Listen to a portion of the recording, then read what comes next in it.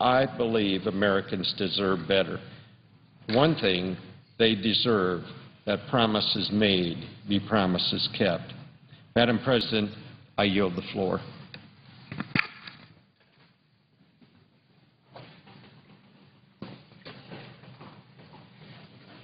Madam President. The Senator from Montana.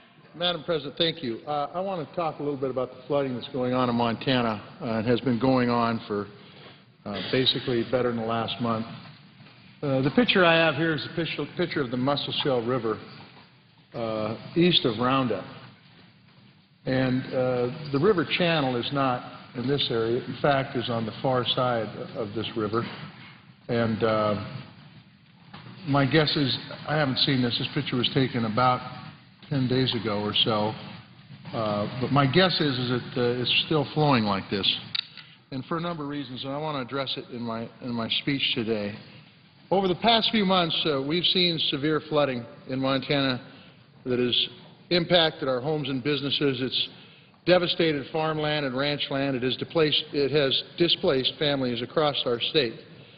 The flooding has tested thousands of Montanans and the basic services and infrastructure that they rely on every day. But when disaster hits Montana, we rise to the occasion. When I meet the families and the community leaders affected by flooding and when I tour their towns, I do not see a resignation or hopelessness. I see resilience. I see our traditions of hard work and working together. I see communities that are rebuilding and moving forward. Ordinary people and local officials working diligently with local, state, and federal partners to address urgent and ongoing needs that they are unable to address alone. Thanks to that spirit of working together, neighbor to neighbor, Montana communities are rebuilding and businesses are reopening. We're looking to account for the severe crop damage and livestock loss suffered by Montana's farmers and ranchers. And we're looking for resources to make up for the $8.6 million in damages to our state's infrastructure. Sadly, that number is only getting bigger. Montana's resiliency is going to be tested because we're not out of it yet, not even close. Given the unusually significant snowpack in the Rocky Mountains that has yet to melt, our rivers and streams will continue to swell. The cost to Montana communities and families will continue to mount, and more of them will look to emergency assistance to provide timely services and assistance to those most in need, to help them get back on their feet. That is why I'm particularly alarmed by the looming shortfall in FEMA's Disaster Relief Fund, which the House left dangerously unfunded, even amid a string of weather-related disasters across this country that has led us to 45 declared disasters. We're now looking at estimates of $2 to nearly $5 billion shortfall for fiscal year 2012 alone. The total need is estimated to be as much as $6.6 billion. Montana is still tallying up the damage. The risk of further damage is still very high. And yet we do not know right now if there will be enough money left over to meet the needs this disaster has already created in our state of Montana. The House thinks that we should pay for past disasters with funding allocated for current and future disasters and by cutting assistance to firefighters and other first responders. Madam President, in Roundup, Billings, and elsewhere in Montana, the folks who are rescuing stranded residents in boats to take them to get urgent medical care aren't from FEMA. They're the same men and women who fight to protect our communities every day, the cops and firefighters who are part of these communities. Taking away the resources they need won't fly. It is irresponsible and unacceptable. I want all of my colleagues to understand the importance of what we're facing, not just in Montana, but across this country. There are 45 declared disasters around the country. It is time to do our part for communities all across this country who are facing unprecedented disasters, from floods to tornadoes to wildfires. Let's make sure this nation's emergency responders have what they need to do their jobs. They're doing their part for all of us. Tough economic times have forced us all into some very difficult decisions. There's no doubt about that. But it is critical that we do everything we can on behalf of the communities and families across our nation who are simply looking to pick up the pieces, to rebuild their homes, their schools and businesses, and to get back on their feet. When small businesses can't get back on their feet, And when our number one industry, agriculture, gets a punch during the growing season, our entire economy will be impacted in a negative way. Montanans will continue to be resilient and they will continue looking out for one another, but there are some burdens that are simply too big for them to bear alone. It is time for Congress to stand up, do its part, and the sooner the better. I look forward to working with Chairman Landrieu and Ranking Member Coates on the Homeland Security Appropriations Subcommittee to make sure that no community in Montana or anywhere else in the country is left wondering if the government will make good on a commitment to help them rebuild. With that, Madam President, thank you very much. I yield the floor. Madam President, I have 8 unanimous consent requests for committees to meet during today's session of the Senate. They have approval of the majority and minority leaders. I ask unanimous consent that these requests be agreed to and that these requests be printed in the record. Without objection. I yield the floor. The Senator from Iowa. I ask unanimous consent on 2 points. One, to speak as if in morning business for 7 or 8 minutes, and number 2, that my remarks that I'm going to give now be placed in the record at the debate of the nomination of Judge Simon. Without objection. Today, the Senate will consider the nomination of Michael Simon, nominated to be U.S. District Judge, District of Oregon. This nominee was reported out of Judiciary Committee with 4 votes in opposition. I'm one of those who oppose the nominee and would like to detail my reasons for doing so. Mr. Simon received his B.A. summa cum laude from University of California, Los Angeles in 1978 and J.D. cum laude from Harvard Law School, 81.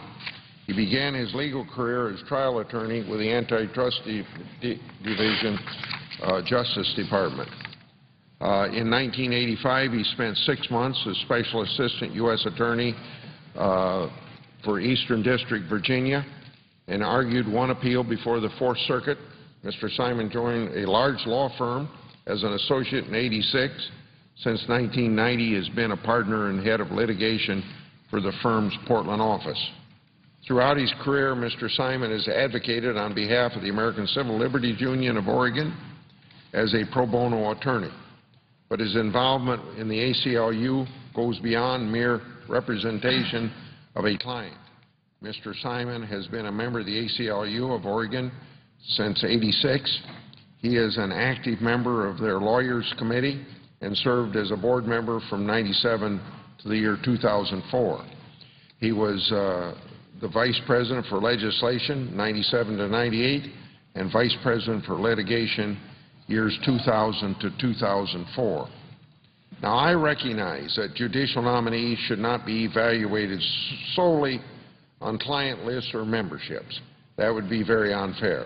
However, these are relevant bits of information about a nominee. So I'd like to have my colleagues listen to the words of one of my Democratic colleagues who inferred that the ACLU is beyond a moderate or mainstream approach. This was stated during the debate on judges nominated by President Bush. Quote, "If you look at the record of these judges and you put scales left to right, 10 being the most liberal and 1 being the most conservative, these judges," referring to judges appointed by President Bush, "are, quote unquote, ones to be charitable." When Bill Clinton nominated judges, he nominated mainly 6s and 7s, people who tended to be a little more liberal but were moderate and mainstream. Very few legal aid lawyers or ACLU charter members, much more prosecutors and partners in law firms. End of quote from a Democratic colleague of mine speaking during the Bush administration on Bush judges. My colleague recognized that ACLU lawyers were beyond moderate and mainstream. I would complete his analysis and rank this organization also as very liberal. In Mr. Simon's case, there has been one concern about whether or not he shares the far-out views of the ACLU. On this question, Mr. Simon refuses to provide a clear answer. At his hearing, he stated that, quote, "We do not necessarily agree with all of the positions taken by the American Civil Liberties Union, end of quote. When asked in follow-up question to describe the legal or policy positions with which he disagreed, he argued that his advice to the ACLU was confidential and subject to attorney-client privilege. In a second round of questions, committee members clarified they were not asking about advice to a client, but policy positions with which he disagreed.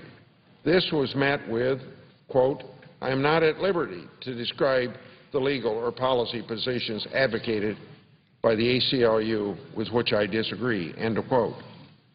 The ACLU does hold very liberal views, and Mr. Simon has been the voice for those views.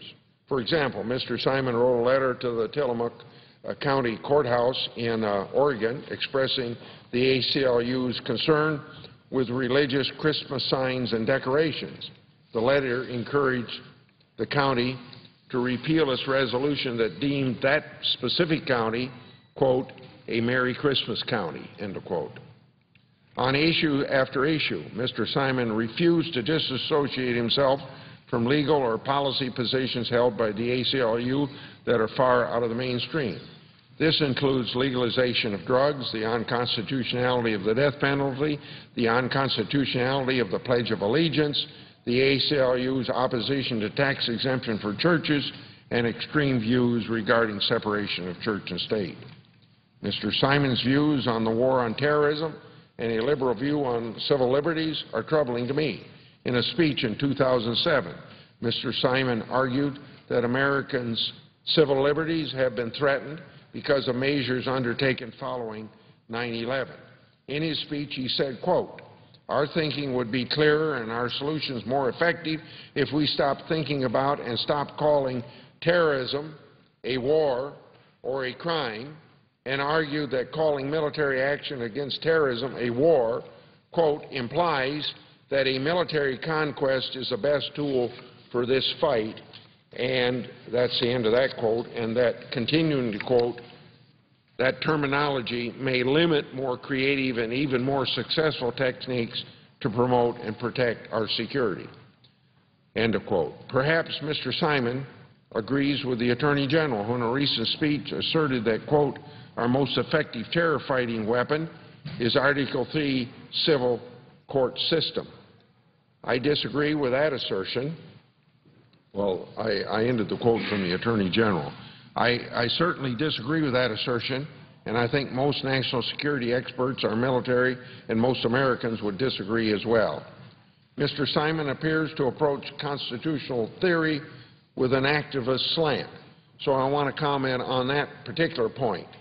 In remarks before a conference sponsored by the Oregon Lawyer Chapter of the American Constitution Society on May 23, 2007, Mr. Simon stated, quote, "There is also support for the conclusion that the founders did not believe that their intentions and understanding should bind future generations. That may be the only real original intent of the founders." And so that makes me wonder, after quoting him on that and considering that point of view, why he thought the Constitution writers spent so much time during that summer of 1787 and even longer periods of time getting the Constitution adopted if it wasn't going to have any more hold on future generations than maybe just for that 1 year. That seems to be the implication of what he says there. It is no surprise, then, that Mr. Simon has a hostile view of religion in the public square. He continues in those remarks, quote, "There is also support for the proposition that the concept of separation of church and state was an unfolding and evolving idea at the time of the founders," end of quote. Mr. Simon appears to demand an absolute wall of separation between church and state, as opposed to the federal government or the government of the United States promoting a specific religion.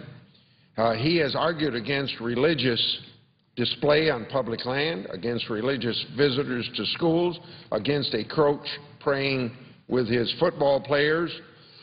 I assume that means even if you're praying that they don't get injured. Mr. Simon has argued that it is unconstitutional under Establishment Clause to teach intelligent design in public school science classes. Based on his views regarding the war on terror, his activist approach to constitutional interpretation, his hostility to religion in the public square, and his remarks on advocacy of ideas which indicate a legal view that is outside the mainstream, I oppose this nomination and ask my colleagues to do likewise. I yield the floor and suggest the absence of a quorum. Clerk will call the roll. Mr. Akaka.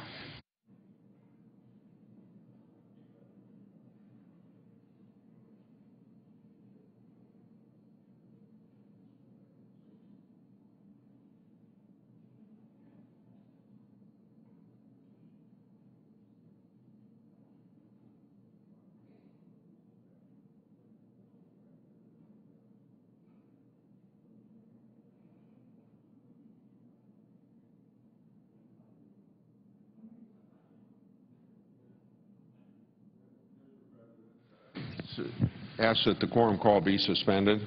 Without objection. And I'd add to my, I'd ask unanimous consent that the time be divided, that we're in quorum. Without objection. I suggest the absence of a quorum. Clerk will call the roll. Mr. Akaka.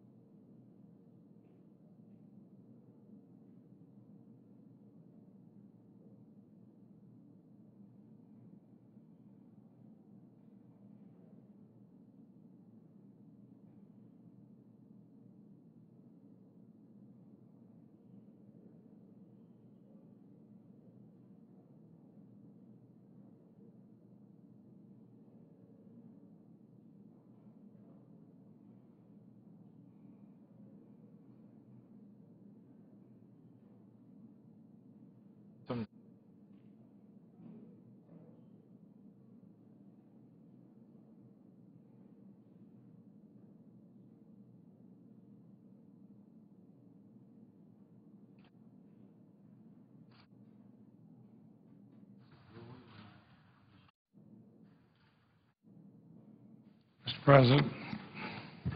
Senator from Vermont. Mr. President, I ask consent to call the quorum be dispensed with. Without objection. Morning business is closed. Under the previous order, the Senate will proceed to executive session to consider the following nomination, which the clerk will report. Nomination, the judiciary, Michael H. Simon of Oregon to be United States District Judge for the District of Oregon. Under the previous order, there will be 1 hour for debate, equally divided in the usual form. Senator from Vermont. Mr. President, today the Senate will finally consider the nomination of Michael Simon to fill a judicial emergency vacancy at the District Court for the District of Oregon. Mr. Simon, the head of litigation at the Portland office of Perkins Coie, is one of the most highly regarded lawyers in the country. He spent 5 years as a trial attorney at the Department of Justice during the Reagan administration, including a stint as a federal prosecutor, 3 years as volunteer judge pro tem on an Oregon County court. His nomination has had the strong support of his home state senators, Senator Wyden and Senator Merkley, since he was nominated nearly a year ago, and he's twice been reported by the Judiciary Committee with significant bipartisan support. I mention that because traditionally somebody like this would have gone through almost the first day after he was reported. I do thank the Majority Leader, the Republican leader, for finally scheduling this vote. But it is unfortunate the Republicans objected to considering this nomination when it was reported last year. That meant it had to be taken back. We had to spend the time, the money, taxpayers' money, to consider a second time by the Judiciary Committee, and it had to be reported again earlier this year. Now, it should not have taken more than 4 months since the committee reported Mr. Simon's nomination for a second time for the Senate Republican leadership to finally consent to debate and a vote. This is finally the last of the judicial nominations reported last year that, of course, should have been considered last year. But now, after 6 months of unnecessary delay, the people of the District of Oregon may finally see a long-standing judicial vacancy filled by a highly qualified nominee who has always had bipartisan support from the days he was working for the Reagan administration. And the Senate may finally be able, 6 months into the year, start to focus on nominees who had hearings were considered this year. You take nominations considered 1 year, then delay them, don't allow them to go in that year, put them in the next year, and you say, oh, we're moving right along here. Well, not really. We're doing is moving along a year late, and it's only the latest demonstration, those on the other side, who say the majority leader can simply call up nominations are wrong. Senators know that's not true. That was true, all of these people would have been considered and voted on last year. Now, some senators may seek to avoid responsibility for the Senate's historically slow pace, and incidentally, it is an historically slow pace of confirming judicial nominations and claim their hands are clean. But they note the Senate's a body that requires consent to avoid extensive delays. Mr. President, I've been here with President Ford, President Carter, President Reagan, first President Bush, President Clinton, second President Bush, and now President Obama. During all that time, whether the Democrats or Republicans were in the majority, no president has had to put up with these unseemly delays except for President Obama. I wonder why that's so different with this president. Never did with any of the other 5 or 6 that I've served with, and I can speak only from my own personal experience. But they know those who want to delay it, that if there's no consent, it takes the burdensome step of invoking cloture in order to end a filibuster and have a vote. Moving forward to address the ongoing judicial vacancy crises, and it is a crisis, requires cooperation. It requires the minority to work together with the majority and set aside partisan differences for the good of the American people. Last week, the Senate was able to get consent to confirm the first 2 judicial nominees since May 17, even though almost a score of qualified nominees have been waiting final confirmation since that date.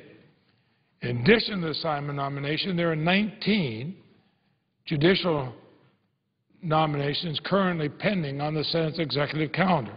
Of those, 16 are by anyone's definition consensus nominees.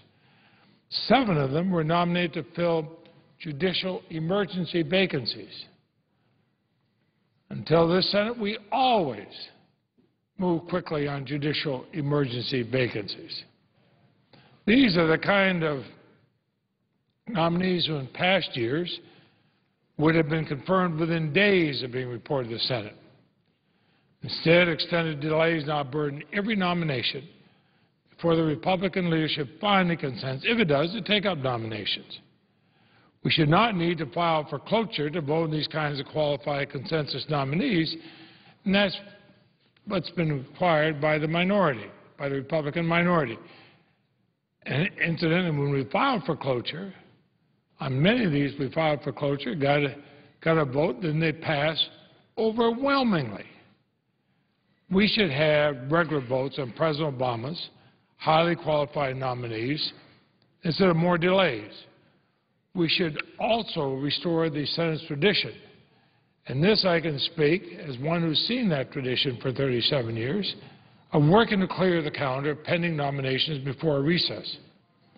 Contrast that traditional practice with what the Senate did before the Memorial Day recess, when no judicial nominees were confirmed. If we were to take positive action, just the nominees that received unanimous support in the committee, that is, every single Republican, every single Democrat voted for them, vacancies could be reduced below 80 for the first time since the beginning of President Obama's administration. Now, those who delay or prevent the filling of these vacancies must understand they're delaying and preventing the administration of justice. You can pass all the bills we want to protect American taxpayers from fraud and other crimes, but you can't lock up criminals or recover ill-gotten gains if you don't have judges. And the mounting backlogs of civil and criminal cases are growing larger. You know, I think of the first 2 years of last President Bush's term in office. During those first 24 months, Democrats were in charge for 17 of the 24 months. Now, 7 of the months, the Republican majority never even bothered to hold a hearing on President Bush's nominees, but in 17 months, the Democrats held hearings and confirmed 100 of his nominees. Now, to their credit, in the next 24 months, the Republicans in charge confirmed 101. For those days. Our ability to make progress regarding nominations has been hampered by the creation of what I consider to be misplaced controversies over many nominees' records. The supposed controversy that has delayed and obstructed the nomination of Michael Simon is the result of some senators seeking to impose a partisan litmus test in place of our sworn constitutional duty to offer advice and consent to nominations.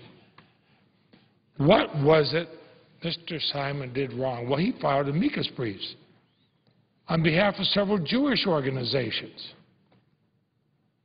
This is now going to be something that says you cannot be a federal judge if you filed amicus briefs on behalf of several Jewish organizations, including the First Amendment, and on behalf of ACLU, involving the First Amendment or discrimination against gay and lesbian individuals. He filed briefs to protect the rights of religious minorities.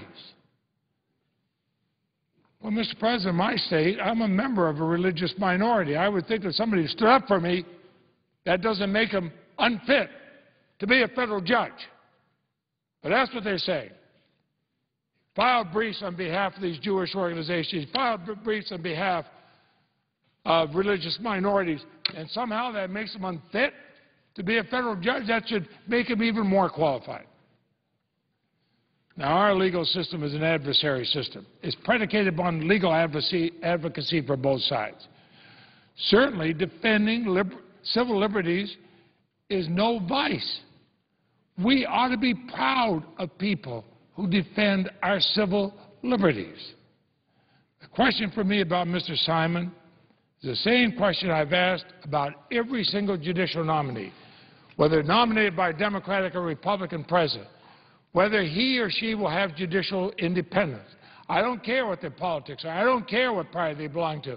I don't care who they represent in the past. All I want to know, will they have judicial independence? Do they understand the role of a judge and how that differs from the role of an advocate? Because the judge has to protect everybody in their courtroom on both sides. And I have no question that Michael Simon is going to have judicial independence. So I hope senators today set aside their partisan litmus test. Join me in supporting this fine nomination. Mr. President, I see my two friends, the two outstanding and distinguished senators from the state of Oregon, and I would yield the floor to them.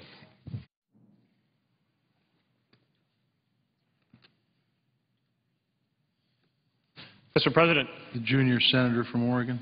Mr. President, I thank so much the Chair of the Judiciary for his comments and his perspective that judicial independence is extremely important in having a court system that can both be effective and carry the faith of the citizens of this nation that they have a system of true justice.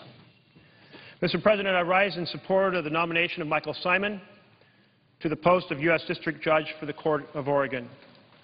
Quite simply, Michael Simon is a man of enormous integrity, intellectual breadth and depth, and good old-fashioned common sense and decency. Michael has earned a reputation as a top lawyer in commercial litigation, appellate law, and constitutional law.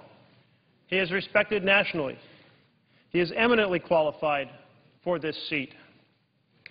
After graduating summa cum laude from UCLA, Mr. Simon attended Harvard Law School, where he graduated cum laude. He began his legal career in the Department of Justice's Antitrust Division, where he served as a trial attorney for 5 years.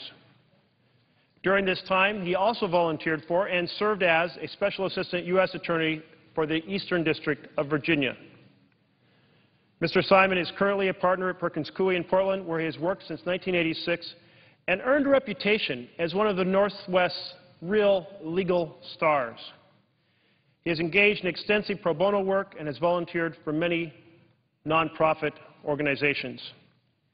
He has served as an adjunct faculty member at Lewis and Clark Law School, teaching antitrust law and drawing on his earlier life experience.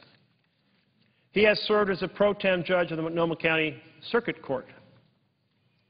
In the courts, Michael has made his name as a staunch defender of consumer protection, antitrust laws, and the First Amendment. He has found the time to be deeply involved in his community, displaying a commitment to volunteerism, civic participation, and public service. For years, Michael has been a leader of the Classroom Law Project, a nonprofit that prepares youth to become active, engaged, and informed participants in our democratic society. Serving as president and then as a board member, he has helped bring a love of civics and democracy to thousands of public school students across Oregon. In addition to his service in government and civic organizations, Mr. Simon has been an active member of the Jewish community in Portland. He's a familiar and beloved face at his temple, Beth Israel, and has served on the boards of the American Jewish Committee and Jewish Federation of Greater Portland. In short, Michael Simon exemplifies the traits that every federal district judge should possess: a brilliant legal mind, a heart dedicated to service, fairness, and community. The U.S. District Court of Oregon has historically had a reputation as a place of efficient and fair courts led by outstanding professional jurists. I know that Michael Simon will uphold this tradition. He will be an outstanding judge who will continue the district's tradition of fairness and commitment to public service, and he will fill a critical vacancy in this district. Michael Simon is an excellent nominee, and I urge all of my colleagues to reflect on his record, his capacity in multiple dimensions throughout his life that brings a seasoned judgment and the independence of mind to the judicial system. I urge my colleagues to support his nomination. Thank you, Mr. President.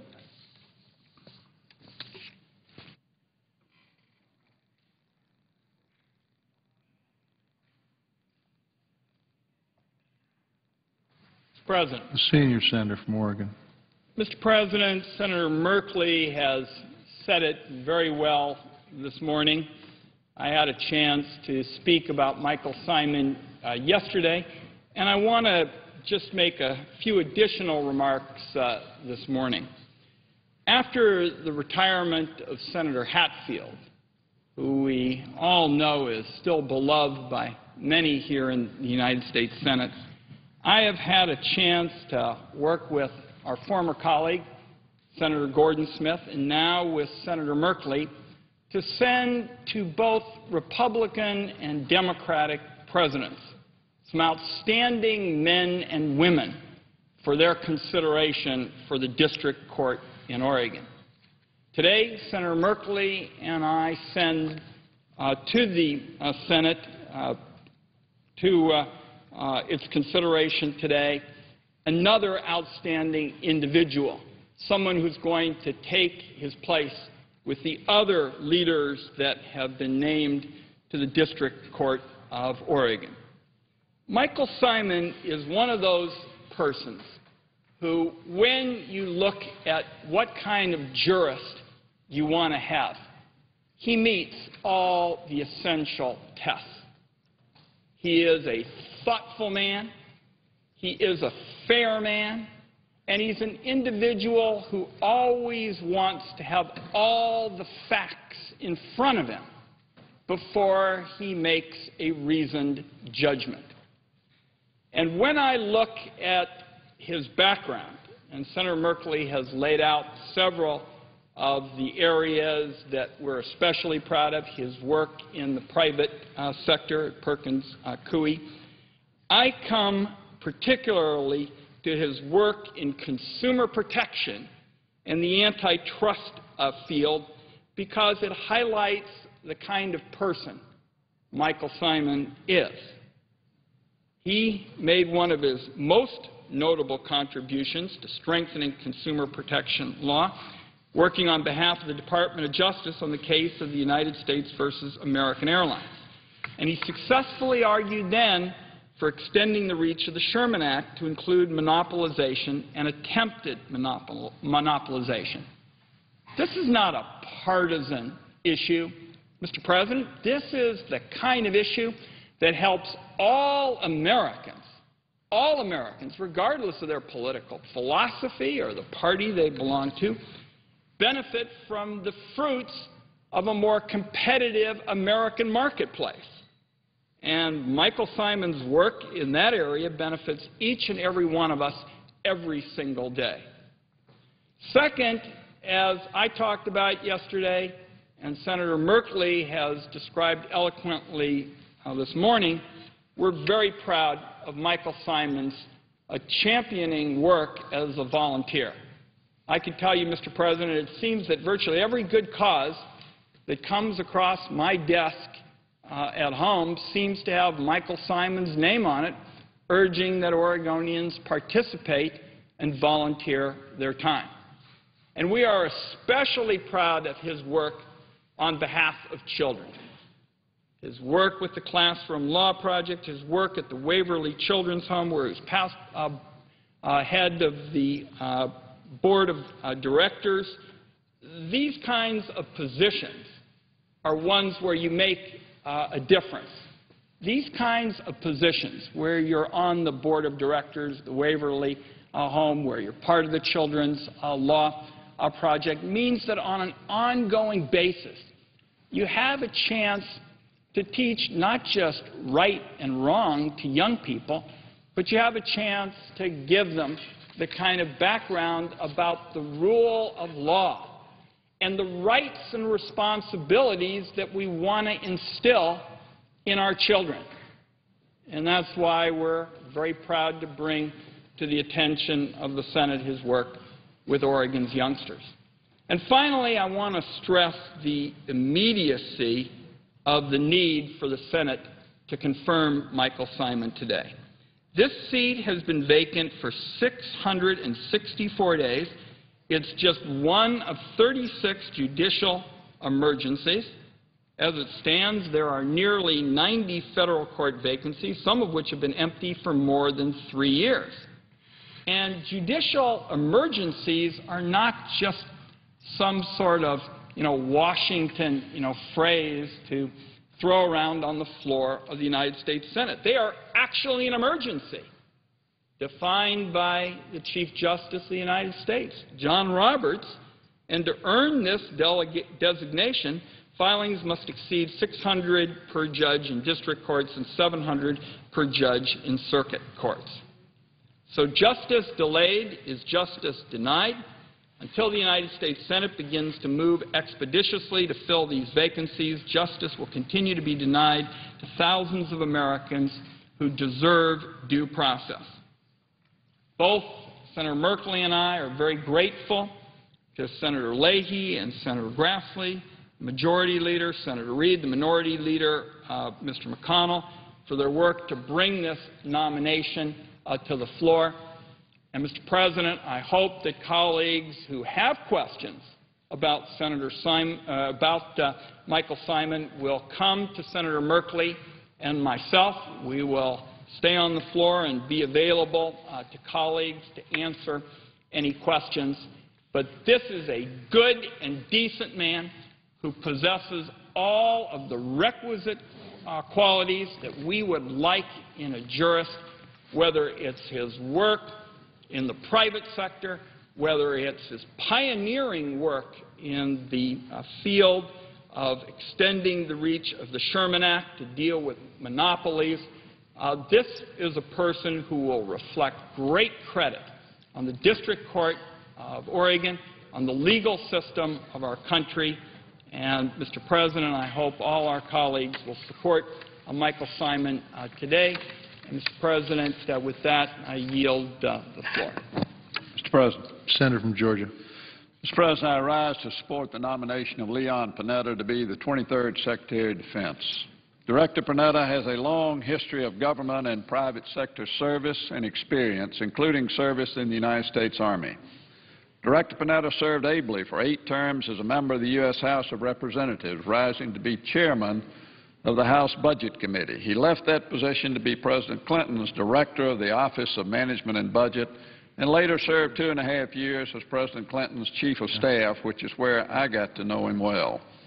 He then spent 10 years co-directing a foundation with his wife that seeks to instill in young men and women the virtues and values of public service. Knowing Director Panetta, this comes as no surprise. In February 2009, he became the 19th Director of the Central Intelligence Agency, and it is in this capacity where I've had the opportunity to work very closely with him over the last several years and consider him a close friend. Director Panetta has been an outstanding leader of the Central Intelligence Agency, and it is bittersweet to see him leave. Director Panetta is a true leader in every sense of the word. He understands how Capitol Hill works since he served in Congress for 16 years. He's always showed the Senate Select Committee on Intelligence, which is the committee that oversees his organization, the right kind of deference, and responded to our questions and concerns promptly and directly. Although he leaves the CIA, he is not leaving the administration, and I am quite pleased that I will continue to have the opportunity to work with him as Secretary of Defense. I think he has the right qualifications for his new job. He understands budgets, and in this time of economic austerity, we need someone with that knowledge and his ability to understand and manage the resources of a huge organization like the Department of Defense. In his current capacity as Director of the CIA, he has also worked and built strong partnerships with the Department of Defense, having been involved in the planning and execution of numerous joint operations, including, of course, the most recent operation against Osama bin Laden. He will continue this strong partnership in his new position, and I know he will continue to ensure that these two organizations work closely together and cooperate successfully in the interest of our national security and for the safety of our country. Director Panetta has a very challenging job ahead of him. The United States is involved in 3 major military operations overseas, as well as countless smaller ones. Budgets are extremely tight, and they're only going to get tighter. However, no country has the global interests and global responsibilities that the United States has, and for that reason we need a military that can protect those interests and carry out those responsibilities. Director Panetta will need to decide how we do that, and will also help decide what, if anything, the United States can and needs to stop doing. He will also need to take responsibility for shaping our military to be prepared for the future. For the last decade, our military has necessarily been focused on fighting and winning the conflicts we are in, namely in Iraq and Afghanistan. We continue to meet that challenge, and I'm very optimistic that we, with the Afghan people, will prevail against insurgents in Afghanistan, just as we prevailed with the Iraqi people against insurgents in Iraq. However, we can't take our eyes off the future. As a nation, we have a very poor record of predicting where our next conflict will come from. I've heard it said that when Secretary McNamara had his confirmation hearing to be Secretary of Defense in 1961, no one asked him a question about a country called Vietnam. And when Secretary Rumsfeld had his confirmation hearing in 2001, no one asked him about Afghanistan. But in both cases, those were the issues that would dominate their tenure as Secretary of Defense. If I might say, Director Panetta, if a new global hotspot dominates your tenure as Secretary of Defense, there's a good chance it will be one that no one asked you about at your confirmation hearing. For this reason, our armed forces need to be prepared to fight conflicts that are unlike our current ones. We cannot and should not assume that the next war will be like the current one. We need to be prepared for both high-end and low-end conflict. And we need to be prepared not just so that we can fight and win these conflicts, but so that we can deter potential adversaries and not have to fight in the first place. I know that Leon Panetta realizes that, and I know he will continue to be committed to ensuring our military is as prepared as possible to meet whatever challenges may come our country's way. That will not be easy, and it will take a man of his ability to do this successfully and in a way that takes into account our current fiscal situation. However, I believe the President has chosen the right man for the job. I support Leon Panetta's nomination to be the next Secretary of Defense, and I encourage my colleagues to support that nomination as well. And, Mr. President, I would suggest the absence of a quorum. The senator from Oregon. I would just ask to vacate the quorum. Without objection. Okay. Mr. President, first let me say I thought the statement from the distinguished senator from Georgia was spot on, and I particularly appreciated his point that when we confirm Leon Panetta to head defense, no one can possibly predict what kinds of challenges he will face there, but this is the kind of person who, because of ability and background, is up to handling any kind of challenges that are thrown at him in this office. So I want to associate myself with my colleagues' remarks. Mr. President, I would ask unanimous consent that Shelby Clark and Dan Majewski from Senator Bingaman's office be given the privileges of the floor for Tuesday, June 21st, 2011. Without objection. Mr. President, I would note the absence of a quorum. And the clerk will call the roll. Mr. Akaka.